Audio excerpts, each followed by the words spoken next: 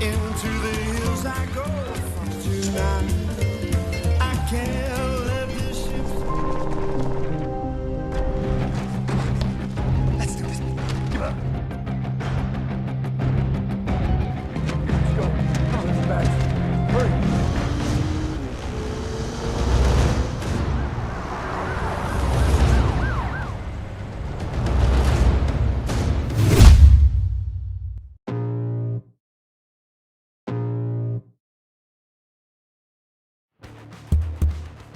Tes. Halo bradku. Di seantero jagat Nusantara balik lagi bareng kami Santuy Movie yang masih siaga untuk nemenin waktu gabut kalian. Gimana kabarnya? Semoga kalian dan keluarga selalu dan terus dalam kondisi terbaik, oke? Amin. Oke, sebuah film lawas tapi sangat berkelas berjudul Haze ini, wah seru banget, gak bosan nonton karena gimana ya, ceritanya tentang merampok bandar judi, terus si perampoknya jenius banget. Dahlah kepanjangan, so biar semangat mari kita ucapkan sama-sama secara serentak, oke? 1, and 2, and 3, apa? Ayo semuanya, gaskeun, mantap.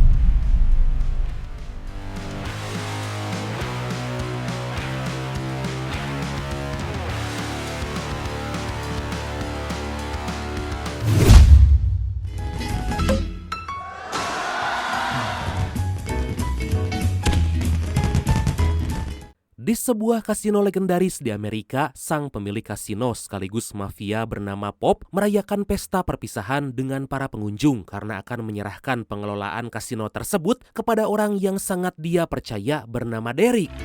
Into the hills I go from tonight.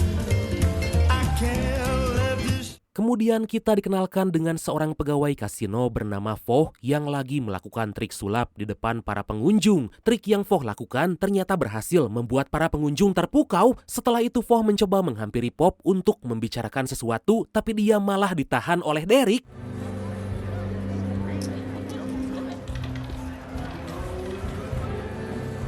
Beberapa saat kemudian Pop mencoba menghubungi anaknya tapi sama sekali gak dijawab. Dari situ kita mendapatkan fakta bahwa meskipun Pop punya segalanya mulai dari harta, tahta, sampai wanita, tapi Pop malah kehilangan kedekatan bersama sang anak.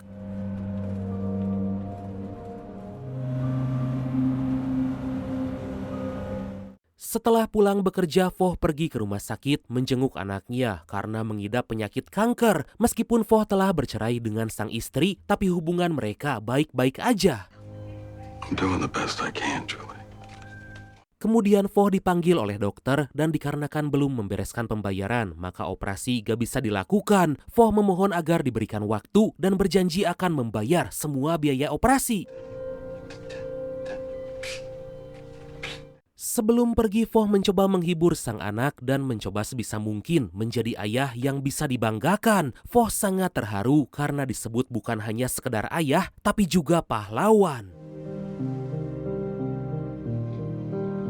Pada keesokan hari, Foh bekerja di kasino seperti biasa demi bisa membayar semua biaya operasi. Foh benar-benar terlihat putus asa karena sampai saat ini masih belum punya uang. Tapi saat Foh pergi ke tempat penyimpanan uang, Foh merasa sangat ironis karena saat para orang kaya menghambur-hamburkan uang di kasino, dia malah merasa kesulitan karena butuh uang.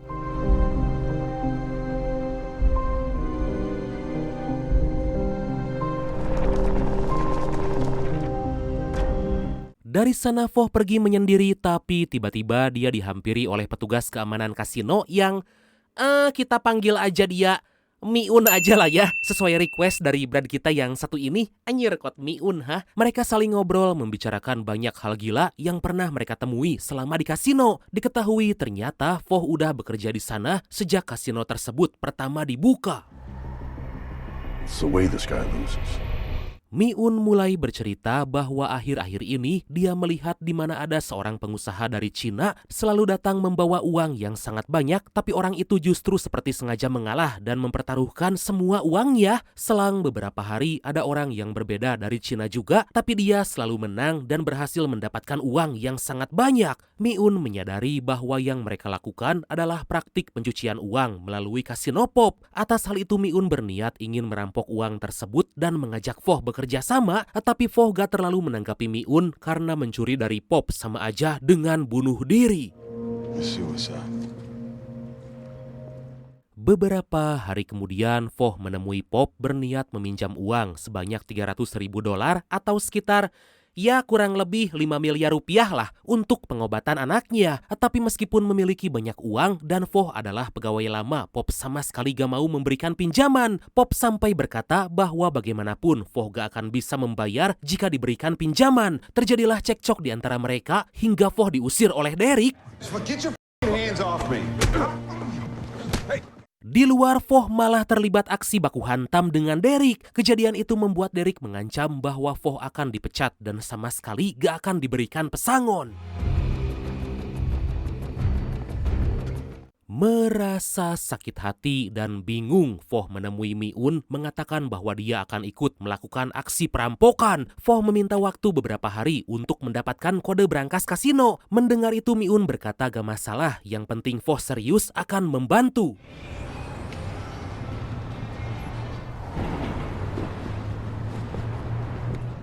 Setelah mendapatkan kode brankas, Foh bersama Mi-un dan dua temannya yaitu Dante dan Mikey berkumpul di sebuah kafe membahas rencana aksi perampokan. Pada awalnya Foh gak terima karena Mi-un membawa temannya, tapi Mi-un memberitahu bahwa masing-masing dari mereka punya keahlian, yaitu Dante ahli senjata, sementara Mikey dikenal sebagai ahli mengemudi. We go in there with guns. Pope catches us. Menyadari Mi-un akan membawa senjata, Foh khawatir karena yang akan mereka rampok bukan orang sembarangan. Kemudian Mi-un menjelaskan bahwa aksi perampokan itu adalah rencananya dan Foh harus mengikutinya. You don't like it, take a fucking walk right now. Mereka pun mulai membahas rencana, tapi sayangnya rencana dari Mi-un sangat beresiko dan bisa membahayakan. Seketika Foh menjelaskan rencana lain dari aksi perampokan yang akan dilakukan. This gives you a straight direction south of the freeway. Find your way to the transformer room and wait. Until Pada malam hari mereka udah bersiap di mana Dante dan Foh akan masuk ke kasino sambil membawa senjata. Melihat kemampuan Foh merakit senjata membuat Dante sangat takjub dan menduga bahwa Foh pasti mantan anggota militer. Setelah semuanya siap, mereka pun segera masuk dan aksi perampokan itu pun dimulai. The inner doors are mag-locked with a 3-point security seal. It's below to close out. Main casino floor is empty this time of night. Everyone goes below to close out. Foh benar-benar menggunakan pengalamannya selama bekerja di kasino dan tahu percis apa yang para penjaga lakukan. Di waktu yang sama, Mi-un udah berada di ruang kelistrikan dan di waktu yang tepat, dia langsung mematikan listrik kasino.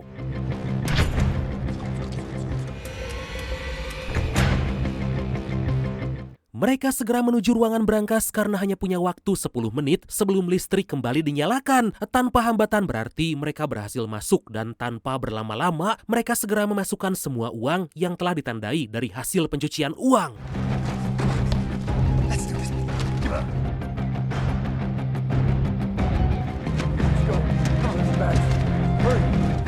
Tapi saat akan keluar, ternyata aksi mereka kepergok oleh salah satu penjaga. Tentu mereka sangat panik dan tanpa pikir panjang, penjaga itu pun ditembak. Mereka buru-buru keluar, tapi ternyata telah ditunggu oleh Derek beserta anak buahnya. Atas hal itu, aksi baku tembak pun gak bisa dihindarkan.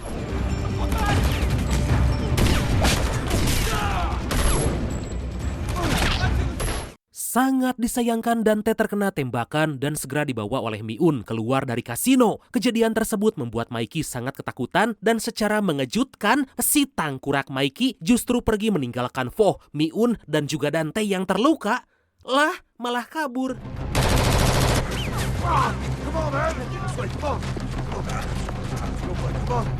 Dari sana mereka berjalan kaki dan terus berlari agar lolos dari kejaran Derek. Beruntung mereka melihat sebuah bis dan dengan cepat Foh melepaskan tembakan agar bis berhenti. Mereka pun segera masuk ke dalam bis dan akhirnya bisa lolos dari kejaran Derek.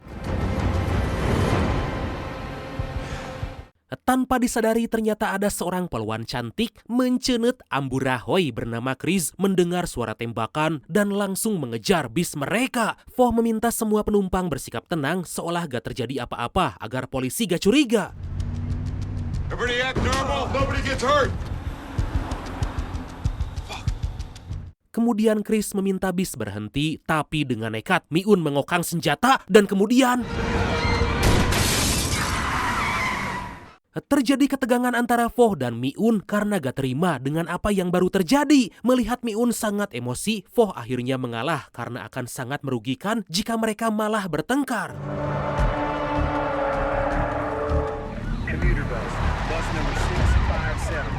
Tentu penembakan yang Vo lakukan membuat polisi berdatangan dan mengejar mereka. Para polisi pun berencana akan memblokade setiap jalan. Menyadari hal itu, Vo segera menuliskan nomor telepon seorang penumpang agar polisi bisa menghubunginya.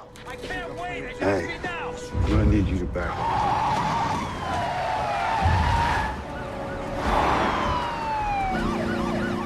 Gak lama Vo menerima telepon dari Chris, lalu mereka pun saling bernegosiasi. Vo meminta agar polisi jangan menghadang karena semua penumpang gak akan selamat. Chris pun langsung meneruskan permintaan Vo kepada atasannya. Chris kembali menghubungi Vo karena polisi akan tetap menghadang. Tapi karena tahu bahwa ancaman Vo gak main-main, Chris pun nekat menabrak para polisi yang menghadang dan kemudian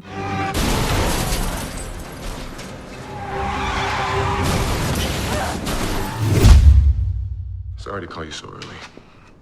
No one calls with good news. beberapa saat kemudian Pop diberitahu oleh Derek bahwa brankas kasino semalam telah dirampok. Diketahui uang yang dirampok berjumlah $3 juta atau sekitar kurang lebih 50 miliar rupiah lah. Mengetahui ternyata Vo yang melakukan perampokan, Pop agak menyesal gak memberikan pinjaman karena ternyata uang yang Pop curi adalah milik para mafia pencucian uang.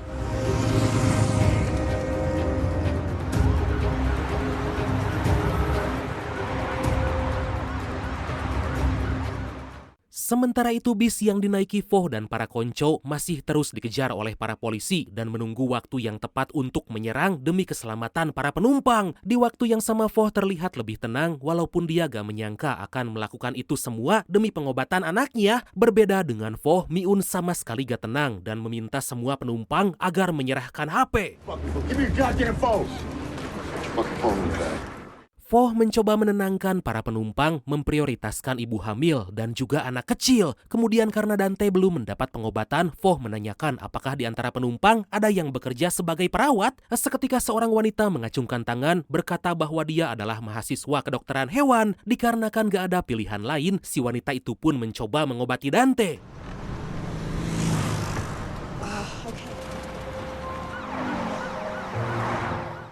Beberapa saat kemudian, Mi-un memberitahu Vo bahwa dia punya seorang teman di Texas yang bisa membantu melarikan diri. Vo pun akan mengikuti rencana Mi-un asalkan bisa kabur dari kejaran polisi.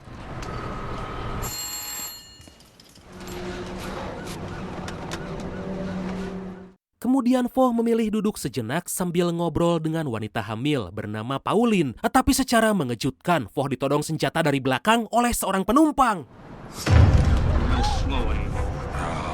Si penumpang nekat itu langsung mengambil pistol milik Vo dan akan menembak Mi-un yang gak menyadari karena lagi menelepon. Vo mengingatkan bahwa Mi-un sangat beringas dan saat Vo terus menakuti si penumpang itu, tiba-tiba kemudian Vo menghampiri Mi-un menanyakan kemana jadinya mereka akan pergi. Vo diberitahu bahwa mereka akan pergi ke Texas. Sontak Vo langsung menghubungi polisi untuk membuat kesepakatan karena bahan bakar bis tersebut gak akan cukup jika harus pergi ke Texas. We're ready to make a deal. Di lain sisi, Chris dimarahi oleh komandannya karena telah melanggar perintah. Chris mencoba membela diri karena semua yang dia lakukan justru agar para penumpang selamat. Tiba-tiba mereka dihampiri seorang detektif polisi bernama Marconi dan mengaku diperintah oleh petinggi kepolisian untuk menangkap para perampok. Tanpa berlama-lama, Marconi langsung mengajak Chris kembali bertugas agar para perampok bisa segera ditangkap. All right, boys. That bus is gonna stop on that fucking bridge. Dari sana Marconi segera membahas apa rencana yang akan dilakukan untuk menangkap para perampok. Marconi sangat berhati-hati karena jangan sampai aksi penyerangan malah melukai bahkan membunuh penumpang yang gak bersalah. They get a clean shot, we take it. Roger that. You heard him. Let's move. Marconi menugaskan Chris menemui para perampok sambil membawa mobil pengangkut bahan bakar seperti yang mereka minta. Marconi meminta Chris berhati-hati dan terus melaporkan situasi yang terjadi. Sementara itu, Foh dan Mi-un memilih 2 penumpang yang akan dibebaskan sesuai permintaan dari polisi. Foh menyarankan agar wanita hamil dan anak kecil lebih baik diutamakan. Sempat terjadi cekcok di antara mereka, tapi pada akhirnya Mi-un menuruti saran dari Foh. Get your boys in position.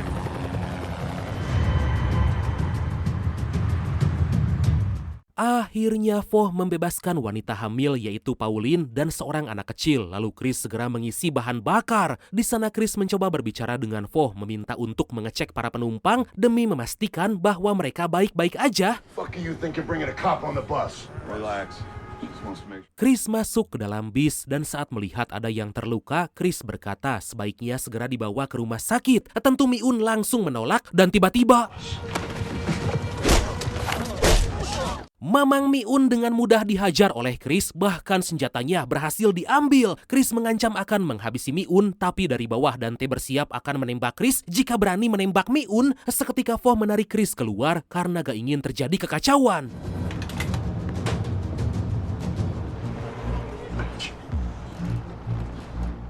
Setelah pengisian bahan bakar selesai dan 2 penumpang telah aman, Foh berpesan agar Chris memberitahu kabar gadis kecil yang gak lain dan gak bukan adalah sang anak tercinta karena akan segera menjalani proses operasi. Getting into position.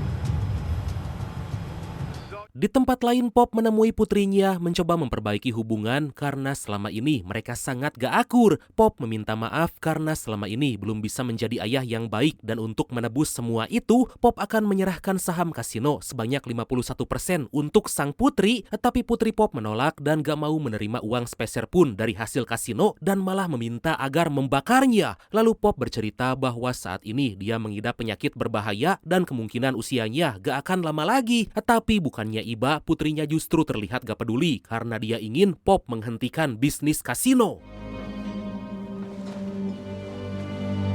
Sementara itu Pauline diinterogasi oleh Chris menanyakan siapa nama para perampok dan apa tujuan mereka. Pauline bercerita bahwa kemungkinan para perampok ada yang mengejar, tapi Pauline gak tahu mereka akan pergi kemana. Di saat yang sama, polisi lain berhasil membuat sketsa wajah yang sangat mirip dengan Foh dan akan segera dianalisis. Kemudian Pauline berpamitan pada Chris karena harus segera pergi.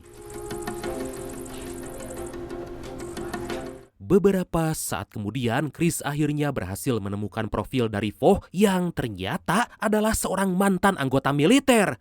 Aduh, kenapa harus selalu mantan tentara ya? Seketika Chris merasa sangat senang karena dia akan segera mengetahui apa tujuan Foh melakukan aksi perampokan.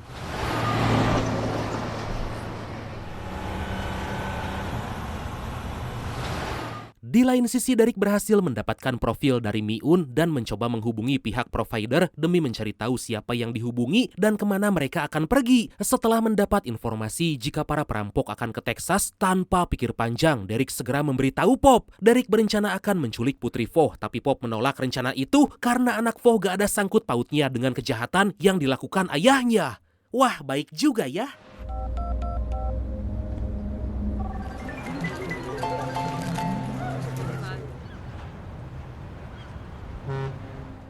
Satu jam kemudian Mi-un sangat kebingungan karena Dante mulai sekarat dan harus segera mendapatkan pertolongan. Menyadari hal itu, Foh menghubungi Marconi agar segera mengantarkan infusan, obat, serta alat medis lain untuk menolong Dante.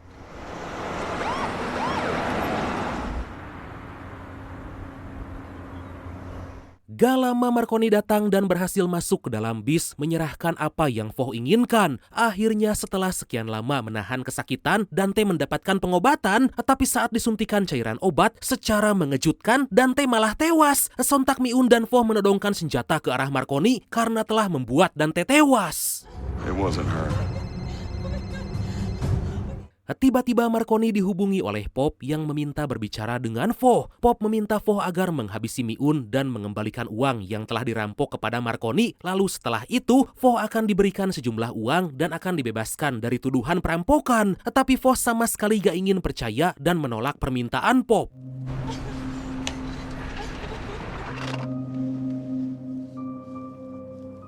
Kemudian Foh memberitahu Mi-un bahwa Marconi adalah polisi korup yang selalu membackingi Pop dalam bisnis kasino dan pencucian uang. Oh, begitu. Sontak Mi-un sangat marah karena Marconi telah membuat temannya tewas hingga kemudian... Dengan sangat emosi, Mi-un terus menghajar Marconi dan bersumpah akan menghabisinya. Tapi Vo gak mau tinggal diam dan langsung meminta Mi-un agar segera berhenti. Beberapa saat kemudian bis menjadi melambat dan secara tiba-tiba seseorang dengan kostum teddy bear dilempar dari dalam bis. Ternyata orang itu adalah Marconi. Marconi yang merasa sangat kesal segera memerintahkan tim SWAT agar menyerang para perampok.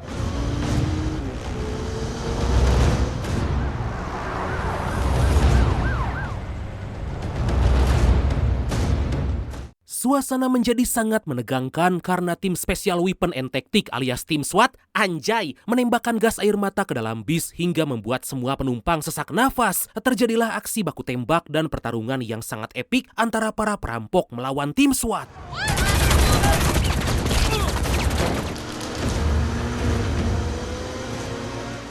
Satu persatu anggota SWAT berhasil dikalahkan, tapi bis mulai gak terkendali karena ban bocor. Hingga akhirnya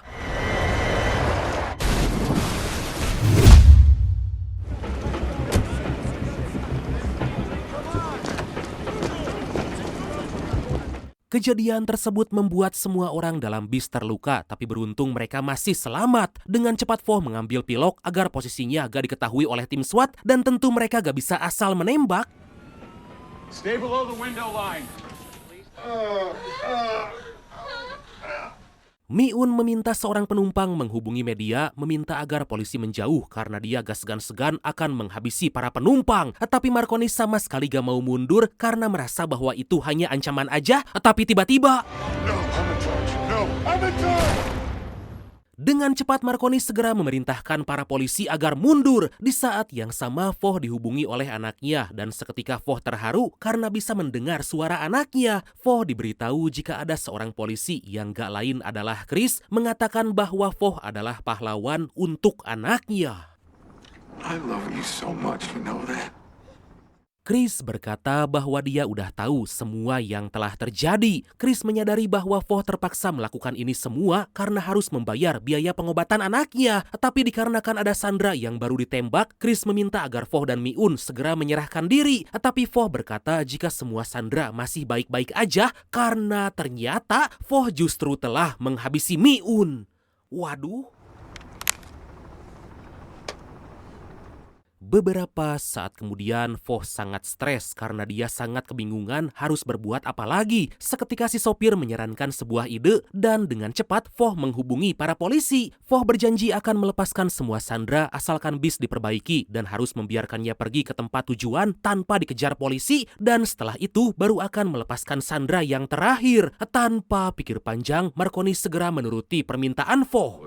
Choppers, police escort. I kill another f***ing hostage. Marconi langsung menghubungi Derek di mana saat bis berhenti dia akan segera menghabisi Vo lalu mengambil uang hasil perampokan. Derek pun mempercayakan kepada Marconi meminta kali ini harus berhasil.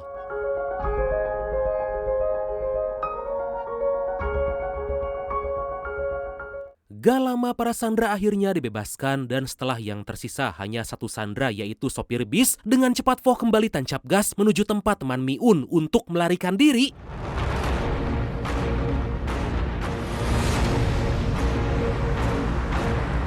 Tapi baru aja pergi, Vo dikejar oleh Marconi dan semua anak buah Pop. Terjadi aksi kejar-kejaran yang sangat epik hingga akhirnya secara mengejutkan dalam bis hanya terdapat sopir dan sama sekali gak ada Vo. Ternyata Vo berhasil keluar bebarengan dengan para Sandra dan saat ini Vo telah pergi menuju tempat teman Mi-un dengan menggunakan mobil polisi. Semua itu karena para penumpang atau Sandra merasa berterima kasih saat Vo menghabisi Mi-un dan mereka menyadari bahwa Vo terpaksa melakukan ini semua demi pengobatan anaknya. Atas hal itu mereka pun memutuskan membantu Vo agar bisa kabur. Wah, mantap sekali!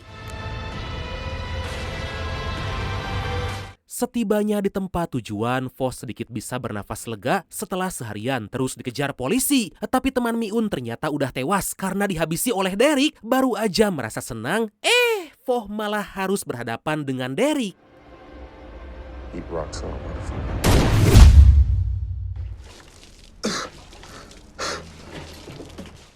Saat tersadar, Voh udah berada dalam bis dengan keadaan terikat dan akan segera dibakar oleh Derek dan juga Marconi. Gak lama Pop tiba, tapi karena Marconi banyak bicara, dengan kejam Pop menghabisinya. Mamam tah Marconi. Dalam kondisi babak belur, Voh menanyakan jam berapa sekarang pada Pop. Sontak Pop memberitahu bahwa sekarang tepat pukul 7. Kemudian Derek balik bertanya kenapa Voh malah tertawa. Voh berkata bahwa saat ini anaknya telah selesai dioperasi. Kemudian Voh bercerita bahwa sebenarnya Pop dan Derek telah dia kelabui karena Voh telah mengatur rencana dengan sangat matang. Dan Voh dibantu seorang wanita hamil bernama Pauline yang ternyata dia adalah adik tirinya sendiri. Pauline hanya berpura-pura hamil dan sebagian uang hasil perampokan udah dia bawa untuk membayar biaya pengobatan sang anak. Mantap! Yeah, I'm her aunt on father's side. Mendengar cerita Voh, seketika Pop sangat tersentuh, tapi tetap gak bisa dimaafkan hingga Derek akan segera membakar Voh hidup-hidup. Derek menjadi sangat marah karena Voh gak akan mengembalikan uang yang telah dia rampok. Derek kembali mengguyur tubuh Voh dengan bensin sambil berkata akan menghabisi anak Voh, tapi tiba-tiba tanpa diduga, Pop malah menghabisi Derek. Pop mulai bercerita bahwa dia teringat dengan mendiang sang ibu yang merupakan seorang perawat di mana selalu gak tega melihat orang sakit. Pop diingatkan oleh ibunya agar selalu melakukan hal baik. Pop sangat kagum karena Voh bisa mati-matian, sedangkan sampai saat ini Pop masih gak berhubungan baik dengan putrinya. Kemudian Pop memberikan mobilnya pada Voh agar bisa segera menemui sang putri. Sebelum pergi, Pop berkata bahwa Voh adalah ayah yang baik. Setelah semua ini selesai, Voh berbicara dengan Chris karena berniat akan menyerahkan diri. Tetapi Chris berkata bahwa dia udah tahu semuanya dan ternyata semua penumpang bis gak ada satupun yang menyebut bahwa Voh adalah bagian dari para pelaku. Mereka hanya menyebut bahwa pelaku berjumlah 2 orang, yaitu Mi-un dan Dante. Tentu mereka melakukan itu sebagai ucapan terima kasih dan mendukung seorang ayah yang rela melakukan apapun demi putrinya. Dan akhirnya film ini pun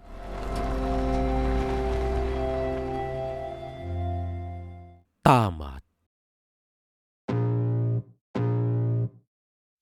Wah, sangat memuaskan sekali ya. Hujan? Oke, karena hujan turun dengan lebat dan jemuran belum saya angkat, maka langsung aja ya. Oke lah bradku. Makasih banyak udah nonton sampai akhir. Seperti biasa, mohon maaf karena masih banyak kekurangan. Semoga terhibur, semoga kalian dan keluarga sehat selalu. Salam sukses, salam santuy, dan see you next time. Bye-bye. Aduh, lebat sekali hujannya.